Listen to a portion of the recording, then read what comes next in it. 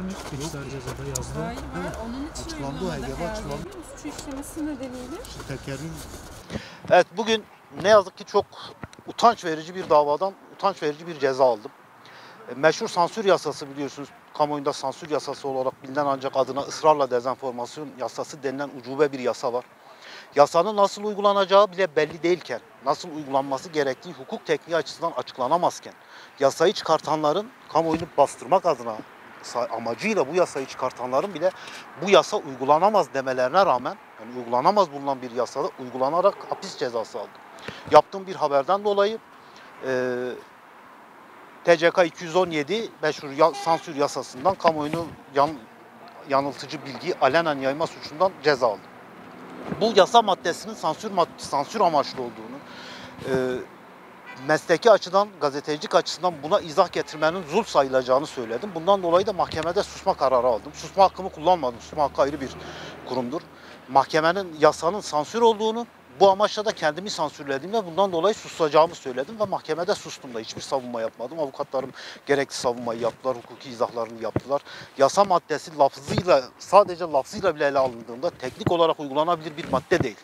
Ama buna rağmen yine çok zorlama bir şekilde, yine yaptığım paylaşımın tamamı alınmayarak, ısrarla, bütün ısrarlarıma rağmen, ne kollukta, ne savcılıkta, ne mahkeme aşamasında, kovuşturma aşamasında, bütün ısrarlarıma rağmen yaptığım ilk haberin devamı alınmadan hüküm kuruldu, ceza verildi. Buna da diyecek bir şey bulamıyorum. Nasıl bir amaç güdüldüğünü de anlamadım açıkçası bundan da. Ancak yasanın, tekraren söylüyorum, yasa bir sansür yasası. Sinan Aygün bir ceza almış, cezaevine girmiş, bu çok önemli değil. Meşhur bir Kızılderili atasözü vardı, son balık yendiğinde, son ağaç kesildiğinde diye. Son muhalif tutuklandığında, son gazeteci susturulduğunda bu yasanın ne anlama geldiğini kamuoyu olarak ancak o zaman anlayacağız.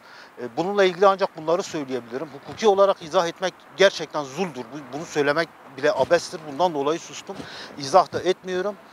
Madem amaç sansürlemekti, kendimi mahkeme huzurunda sansürledim. Bir gazeteci sansürlenirse ancak böyle sansürlenir. Kamuoyu karşısında konuşmak zorundayız. Yarın aynı suçlar işlense aynı haberi yapmak zorundayım. Risklerini bilerek yapmak zorundayım. Yani bu bir suç işlemekte ısrar olarak değerlendiriliyor mahkeme kararlarında benim aleyhime. Ama bu böyle değil. Bu gerçek bilgiyle gazetecilikte ısrar demektir. Ben yarın yine aynı haberleri yapacağım. Muhtemelen yine belki aynı cezaları yiyeceğim. Bu acı verici durumun da bir an önce son bulmasını istiyorum. Bu benim şahsımla ilgili değil. Ülkedeki basın ve zaten can çekişen basın ve ifade özgürlüğünün demokrasi açısından kötü bir durumdur. Karara ilişkin sadece bunları söyleyebiliyorum. Başka da bir şey demiyorum. Tesadüf mü, tevafuk mu bilmiyorum. Duruşma günü 28 Şubat'a denk geldi. 28 Şubat mağduriyetleri üzerinden iktidara gelen bir zihniyetin çok daha vahim mağduriyetler yarattığı bir dönemden geçiyoruz ne yazık ki. Bu da bizim meslek grubuyla ilgili olduğu için söylüyorum. Bu da bunlardan bir tanesi. İfade özgürlüğü mağduru olduğunu iddia eden bir kişinin Cumhurbaşkanı olduğu bir ülkede onun talimatıyla yasa uygulamaya geçen, çıkartılan ve uygulamaya geçilen bir yasa bugün ifade ve basın özgürlüğünü, o kendisinin mağdur olduğu basın özgürlüğünü bugün öldürdü aslında. Bu da tarihe not geçmelidir. Tarihe düşülmelidir. Tabii öncelikle şunu ifade etmek istiyoruz. Bugün her ne kadar bir gazeteci arkadaşımız hakkında böyle bir karar verilmiş olsa da bu karar hukuk dünyasında verilmiş olan bir karar olduğu için biz hukukçular da yakından ilgilendiren bir karar. Biz hem soruşturma aşamasında hem bugün yargılama aşamasında ilgili savunmalarımızı, gerekli açıklamalarımızı mahkemeye ilettik.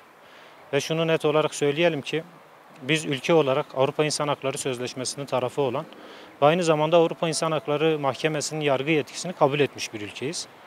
Ama gelin görün ki Avrupa İnsan Hakları Sözleşmesi'ni en çok ihlal eden, Avrupa İnsan Hakları Mahkemesi'nde hakkında en çok ihlal kararı verilen ülke ne yazık ki yine biziz. Sebebi bu ve bunun gibi soruşturmalardır, bunun gibi yargılamalardır.